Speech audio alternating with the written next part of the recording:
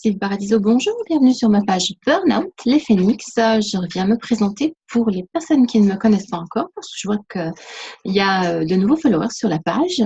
Je suis coach, thérapeute, consultante spécialisée en épuisement professionnel. Je m'adresse aux femmes, mamans, qui étaient actives et qui se sont retrouvées dans un épuisement professionnel, c'est ça le burn-out.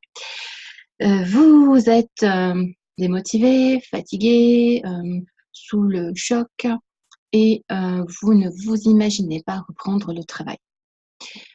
J'ai été comme vous, j'ai fait des burn-out.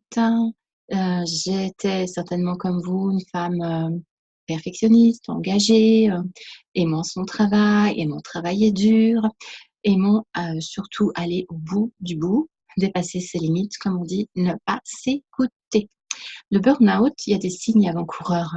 Ça n'arrive pas comme ça du jour au lendemain, ça se met en place semaine après semaine, mois après mois, voire pour certains année après année. Vous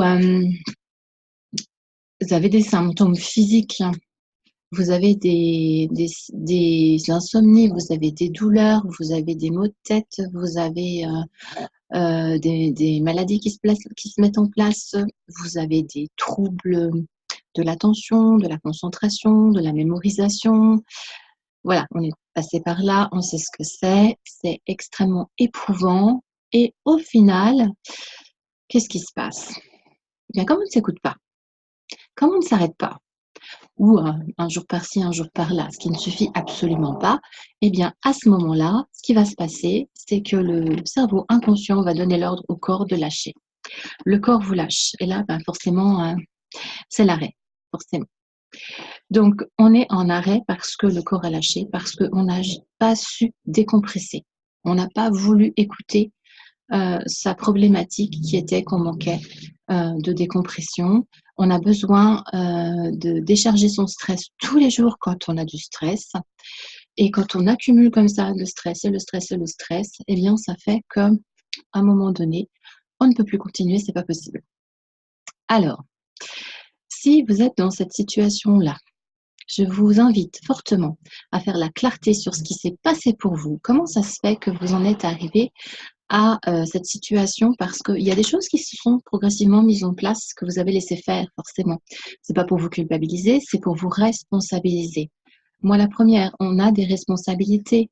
On veut toujours plus, toujours mieux, toujours aller au bout, toujours dépasser ses limites et ne pas s'écouter. C'est un tort.